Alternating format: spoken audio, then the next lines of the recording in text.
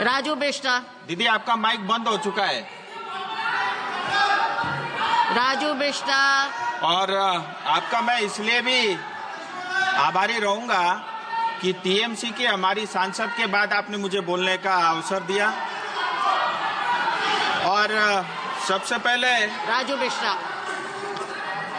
मैं मैडम 2024-25 का जो सप्लीमेंट्री डिमांड फॉर ग्रांट्स है और साथ ही 2021-22 का जो एक्सेस ग्रांट है और मणिपुर का जो बजट है उस पे बोलने के लिए मैं खड़ा हूं।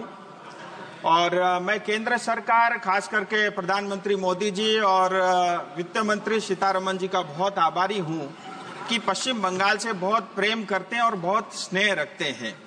और ये बजट के आंकड़े भी जो है साफ दर्शाते हैं।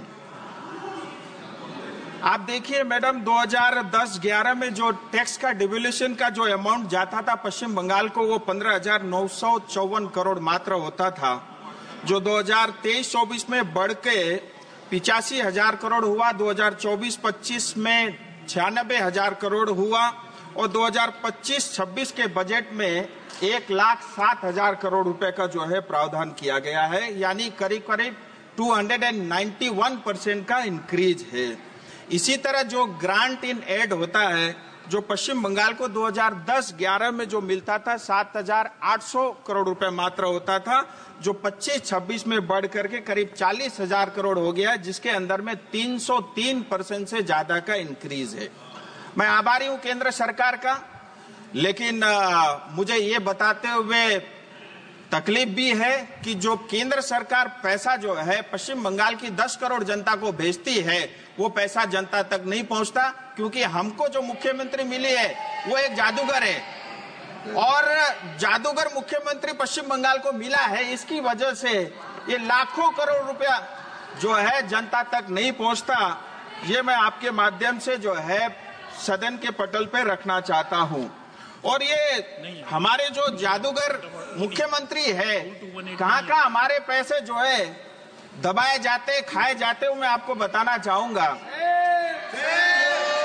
मैडम, ये लोग श्रमिक यानी गरीब टी गार्डन वर्करों का जमीन खा गए। टी गार्डन में काम करने वाले 5 लाख से ज्यादा आदिवासियों के बोनस का पैसा भी ये खा गए। सिंकोना बगान जो अंग्रेज ने जो है प्लांटेशन के लिए लगाया था, जहां मेडिसिन बनते थे, वो पूरा तरह जो है टीएमसी सरकार खा गई। ये लोग चिट फंड का घोटाला और उसका पैसा भी खाते हैं, टीचर्स अपॉइंटमेंट और रिक्रूटमेंट का पैसा भी खा जाते हैं, नदी बालू खा गए और हमारे जंगल भी ये लोग खा गए। इतना ही नहीं, प्रधानमंत्री ग्राम सड़क योजना, प्रधानमंत्री Awas Yojana, rural infrastructure development fund, जल जीवन मिशन का पानी ये लोग पी गए, बॉर्डर एरिया डेवलपमेंट फंड का पैसा ये लोग खा गए। और इतना ही नहीं, मनरेगा का पैसा जो पश्चिम बंगाल की जनता को भेजा था, इन्होंने बांग्लादेशियों को दे दिया। इन्होंने राशन का घोटाला किया। इन्होंने डिजास्टर का जो सालाना केंद्र सरकार का 1200 करोड़ का बजट रहता है, वो पैसा भी ये लोग खा गए। इतना ही नहीं, कोयले में भी ये चोरी करते और पहले कोयला का पैसा भी खा जाते हैं। ये इतना जादूगर वाला ये सरकार पश्चिम बंगाल का है। मैडम, मैं आपके माध्यम से एक बहुत इंपॉर्टेंट विषय सामने रखना चाहूंगा। अभी पश्चिम बंगाल असेंबली में जो है वहां पे बजट पास हुआ और 3 लाख करोड़ से ज्यादा का बजट वहां पे रखा गया। लेकिन उसी बजट में एक घोषणा हुई टी गार्डन को लेकर के कि जो टी गार्डन की जो वर्करों की जमीन है, उसको 30% जमीन जो है नॉन टी पर्पस के लिए और टी टूरिज्म के लिए डाइवर्ट करने का प्रावधान रखा ममता दीदी की सरकार ने। मैं इसका पूरी तरह विरोध करता हूं और तमाम दार्जिलिंग तराई डूवर्स की जनता इसका विरोध करती है। और इसके कारण जो हमारे मूल आदिवासी, मूल निवासी है, जहां गोरखा, राजवंशी, आदिवासी, टोटो, मेचे, राबा, बंगला भाषी, हिंदी भाषी जो मूल निवासी है, उनके ऊपर सीधा सीधा जो आघात है। और इतना ही नहीं, भारत का जो संविधान के जो आर्टिकल है, आर्टिकल 21 का भी जो है ये उल्लंघन करती है। आर्टिकल 39 में जो बी और सी का सेक्शन है, उसका भी उल्लंघन करता है। इतना ही नहीं, पश्चिम बंगाल सरकार की खुद का जो लैंड रिफॉर्म एक्ट है 1955, उसका ये उल्लंघन करती है। इतना ही नहीं, पश्चिम बंगाल स्टेट एक्विजिशन एक्ट 1953, इसका भी ये वायलेशन करती है। और टी एक्ट 1953 के अंतर्गत भी जो है कभी भी जो है टी बोर्ड से और उस मिनिस्ट्री से बगैर परमिशन के आप जो है लेन को डाइवर्ट नहीं कर सकते, उसका भी ये उल्लंघन करते हैं। और मैं आपको और बताना चाहता हूं, इस जमीन की असली मालिक जो है हमारे श्रमिक माता पिता और भाई बहन है। मैं आपको इतिहास में लेके जाना चाहूंगा। दार्जिलिंग तराई डूवर्स का क्षेत्र जो है 1861 से लेकर के 1870 तक ये रेगुलेटेड एरिया होता था। 1870 से लेकर 74 तक ये नॉन रेगुलेटेड एरिया होता था। 1874 से 1919 तक शेड्यूल्ड डिस्ट्रिक्ट होता था। 1919 से लेकर के 1935 तक बैकवर्ड ट्रैक होता था। और 1935 से लेकर के 1947 यानी आजादी के समय तक पार्शली एक्सक्लूडेड एरिया होता था। नॉर्थ ईस्ट में जितने भी प्रदेशों में ये प्रावधान था, आगे चल के सारे जो है वो क्षेत्र अलग अलग राज्य या स्टेट या यूटी बने।